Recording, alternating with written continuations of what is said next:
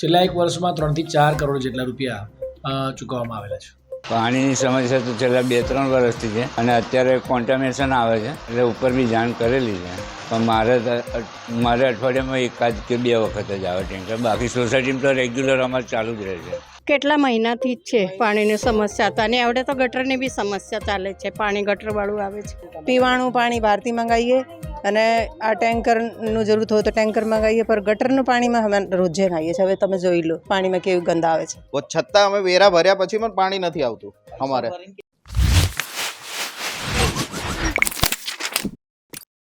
નમસ્કાર દર્શક મિત્રો, ધ લોકસત્તા જનસત્તા શોમાં આપનું સ્વાગત છે. આકરા ઉનાળામાં ગરમીની શરૂઆત થતાં જ શહેરમાં પાણીની બૂમો ઉઠવા લાગે છે, તો બીજી તરફ છેલ્લા 1 વર્ષમાં પાણીના ટેન્કર માટે અંદાજિત 3 કરોડ ખર્ચાયા હોવાનું અધિકારી કહે છે. ત્યારે પાણી વિતરણ પાછળ થતો કરોડોનો ખર્ચ અને વડોદરા શહેરના નાગરિકોની પાણીની સમસ્યાને સમજવી જરૂરી છે. કેવી રીતે આવશે પાણીની સમસ્યાનો અંત? ક્યારે કરોડોના ટેન્કરના ખર્ચા થશે બંધ? પાણી માટે તંત્રની વ્યવસ્થાનો જુઓ આ ખાસ અહેવાલ. શરૂ થયો છે આકરો ઉનાળો, વધી રહ્યો છે અસહ્ય ગરમીનો પારો. કેટલાક વિસ્તારમાં છે દૂષિત પાણીની સમસ્યા, તો ક્યાંક એક ટીપું પણ પાણી નથી આવતું. કરોડોના ખર્ચા કરી નાગરિકોને ટેન્કરથી પાણી પહોંચાડતું તંત્ર. જો તમે વડોદરાના પૂર્વ વિસ્તારમાં રહેતા હશે તો બને કે તમને પાણીની તકલીફ પડતી હશે, કારણ કે આ વાત વીએમસી પાણી પુરવઠા વિભાગના અધિકારી પોતે સ્વીકારી રહ્યા છે. હાલ જે વિસ્તારમાં પ્રશ્નો છે અને જ્યાં ખરેખર તકલીફ છે તે વિસ્તારોમાં અંદાજિત 300 જેટલા પાણીના ટેન્કરો પહોંચાડવામાં આવી રહેલા છે અને એ બાબતે સતત ધ્યાન રાખવામાં આવ્યું છે. ખાસ કરીને પૂર્વ વિસ્તારમાં જ પાણીની વધુ ટેન્કરોની ડિમાન્ડ થઈ રહી છે. વોર્ડ નંબર 4 અને 5માં વધારે આમાં જોવા મળેલું છે કે ડિમાન્ડ પાણીની ટેન્કરની વધારે જોવા મળી છે. ત્યાર પછી વોર્ડ નંબર 6. હાલ જે મુખ્યત્વે જોઈએ તો નવીન જે વિસ્તાર છે છેલ્લા 5 વર્ષમાં એ વિકસેલ વિસ્તાર છે, તેમાં અન્ય કોઈ આયોજન નથી થયેલું. સ્ત્રોતનું તો આયોજન કરવામાં આવેલ છે, તથા બીજો જોઈએ કે ત્યાં આગળ જોઈએ કે ટ્યુબવેલનું જે પાણી છે, જે વધારો વપરાશ જે કરતા હોય જે વિસ્તારમાં, તે લોકોના ટ્યુબવેલનું જે પાણી છે એની ગુણવત્તા સારી નથી, જેના કારણે જો વધુ વપરાશ જો કરવો હોય તેના માટે કોર્પોરેશનના જ પાણી પર એની નિર્ભરતા રહેતી હોય અને એના કારણે વધુ વપરાશની કોર્પોરેશન પર એના પર નિર્ભર રહેતા હોય છે. એ જ મુખ્યત્વે કારણ છે. અધિકારી પોતે જ્યારે સ્વીકારી રહ્યા હોય કે આ વિસ્તારોમાં પાણીની સમસ્યા છે, તો સ્વાભાવિક છે કે કેટલાક નાગરિકોને પાણી માટે ટેન્કર પર નિર્ભર રહેવું પડતું હશે. ત્યારે વાઘોડિયા રોડ પરના એપાર્ટમેન્ટમાં 2 વર્ષથી પાણીની સમસ્યા હોવાનું નાગરિકો કહી રહ્યા છે. તેમણે કહ્યું હતું કે પાણી આપવાના સમયે ટાંકીમાં એક ટીપું પણ પડતું નથી. તેમણે વેરા ભર્યા પછી પણ આ સ્થિતિ હોવાની વાત કરી હતી. પાણીની સમસ્યા તો છેલ્લા 2-3 વર્ષથી છે અને અત્યારે કોન્ટામિનેશન આવે છે એટલે ઉપર બી જાણ કરેલી છે. પાણીનું પ્રેશર ઓછું પડે છે એટલે સફિશિયન્ટ પાણી આવતું નથી. અમારા સોસાયટીના બીજા માણસોએ પેલી બાજુથી લાઈન બીજી જોડાણ કરાયા પછી બી સમસ્યા એની એ જ છે એમ. અને અત્યારે છેલ્લા 1 વીકથી કોન્ટામિનેશન આવે છે પાણીની અંદર.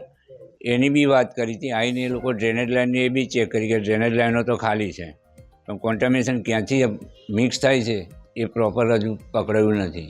કેટલા મહિનાથી જ છે પાણીની સમસ્યા હતા અને આવડે તો ગટરની બી સમસ્યા ચાલે છે. પાણી ગટરવાળું આવે છે. આ ટેન્કર મંગાવવું પડે છે. પાણી નહીં આવતું. જે આવે છે ને એ ગટરનું, જે ગટરના પાણીમાં અમે કામ કરીએ છીએ ને, અમને જ ખબર છે કે કેવી રીતે આંખમાં 2 વાર મેં ડૉક્ટરના પાસે જઈએ, ઇન્ફેક્શન થઈ જાય છે ઘડી. અને ટેન્કર તો આવી જાય છે તરત, પણ ટેન્કરના બી સાફ પાણી નહીં આવતું. સંપર્ક કોનો કરવો પડે છે તમારે? ગટરમાં તમે નાહો, ધોવો, કુરલા કરો, બ્રશ કરો, એ તમને કેવું લાગે એ અમે કરી રહ્યા છીએ. કંઈ યોગ્ય નહીં. બહુ હેરાન છે, પર શું કરીએ, કંઈ ચાલે અમારી. આ 4 વાર્ડ છે અમારા અને ગટરના પાણીમાં અમે નાહીએ છીએ ને, તબ તો તમે પૂછો ના કે અમને મારી ઉપર શું વીતે છે બધું. ના, પાણી પીવાનું પાણી બહારથી મંગાવીએ અને આ ટેન્કરનું જરૂરત હોય તો ટેન્કર મંગાવીએ, પર ગટરનું પાણીમાં અમે રોજે નાહીએ છીએ. હવે તમે જોઈ લો પાણીમાં કેવું ગંધ આવે છે. આંખોમાં ઇન્ફેક્શન થઈ જાય, યુરિન ઇન્ફેક્શન થઈ જાય. હા, ટેન્કર મંગાવવું પડે છે. 2 વર્ષથી છે. સવારે નોંધાઈ દઈએ તો બપોર સુધી આવી જાય છે. અયોગ્ય જ છે, પણ પ્રફુલ્લાબેનના લીધે અમને પાણી મળી રહે છે અને એ કહે છે કે અહીં ટાંકી થઈ જશે એટલે ત્યાં સુધી થઈ જશે પાણી બી. લગભગ 70 મકાન હશે. એક ટાવર દીઠ 2 ટેન્કર આપે છે. બધાના 2 ટેન્કર મંગાવવા પડે છે. ટાવર દીઠ 2 મંગાવીએ છીએ. થઈ રહે છે, થોડું એડજસ્ટ કરવું પડે, પણ પ્રફુલ્લાબેનને લીધે અમને પાણીની એટલી તો શાંતિ જ છે કે અમને પાણી મળી રહે છે. હા, કોર્પોરેટર આવે છે રેગ્યુલર, એ તપાસ બી 2-3 વખત કરી ગયા, ચેક બી કરી ગયા કે પાણી શેને કારણે નથી આવતું. આગળ કે પેલું કનેક્શન બંધ છે ને એને કારણે કે નથી આવતું પાણી કે વચ્ચેથી.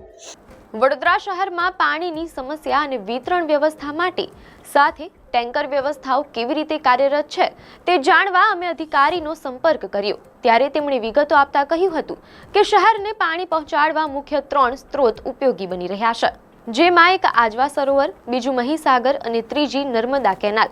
આમ ત્રણેય થકી કુલ 645 MLD એટલે કે 645 મિલિયન લીટર પ્રતિ દિવસ પાણી મળે છે, જે શહેરની જરૂરિયાત કરતાં 20 MLD જેટલું ઓછું છે.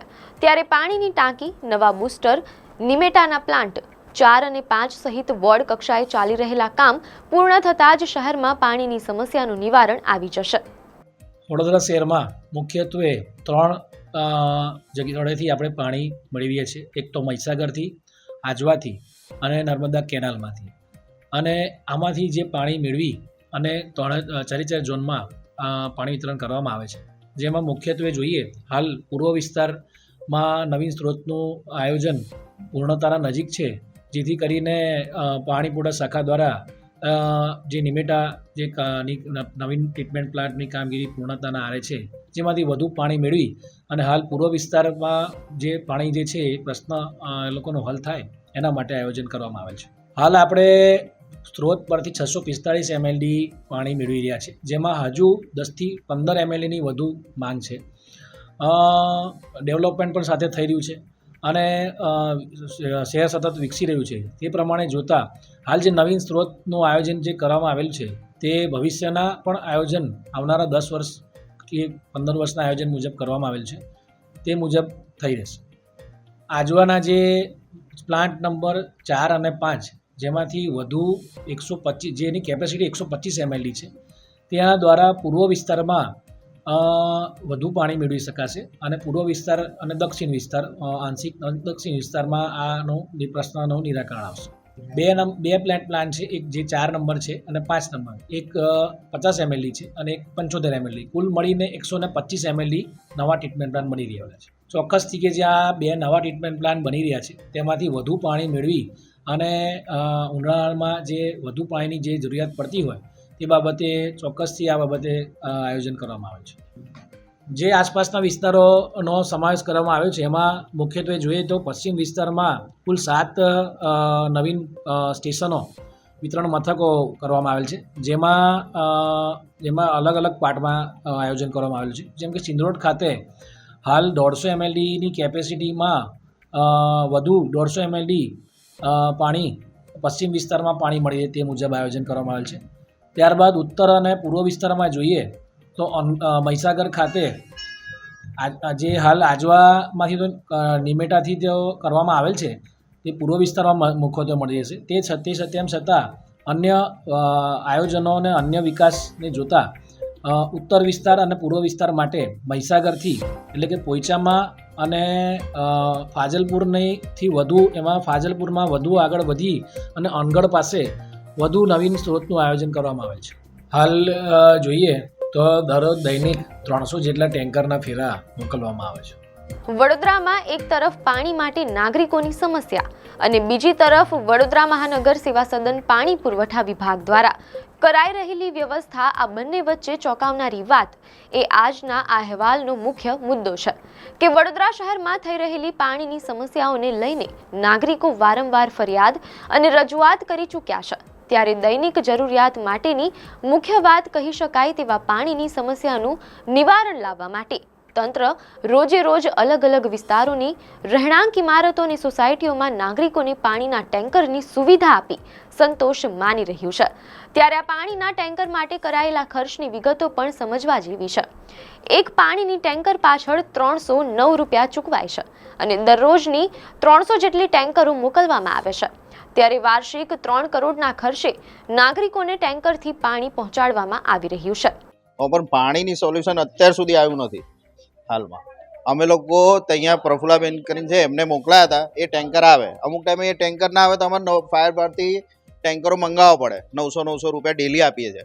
હાલની તારીખમાં પણ તમે જોશો ને, તમે લોકો અત્યારે બધાએ 1000 રૂપિયા નાખ્યા છે અમારા એની અંદર રોજના. એટલે અમે લોકો કેવું કરીએ કે નોર્મલી અમે લોકો કહી દઈએ ત્યાંથી કોર્પોરેશનમાંથી આ પ્રફુલાબેન એમના તરફથી ટેન્કર આવે છે, પણ સમજો કે ત્યાં એક પ્રોબ્લેમ હોય છે. અત્યારે વચ્ચે હમણાં પ્રોબ્લેમ જ ચાલતો હતો, પણ એક ટેન્કરથી 3000 લીટરથી આટલા લોકોનું કઈ રીતે થાય?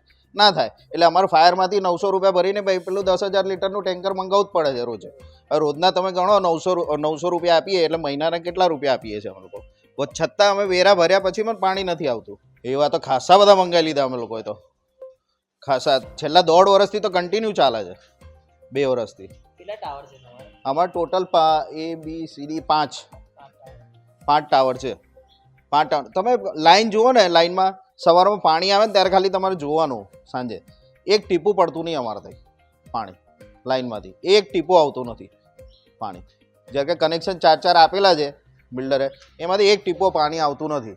અમે કેટલી પ્રોબ્લેમ, અહીંયા ખાડા ખોદાયા, બધું લાઈનોમાં ખર્ચો પણ કરેલો છે ટોટલી.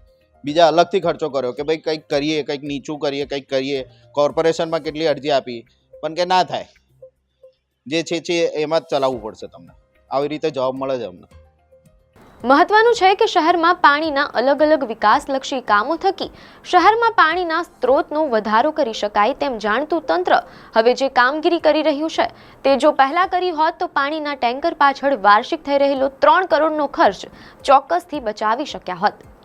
આપને માહિતી સારી લાગી હોય તો વિડીયોને લાઇક અને શેર કરજો, ચેનલને સબસ્ક્રાઇબ કરજો.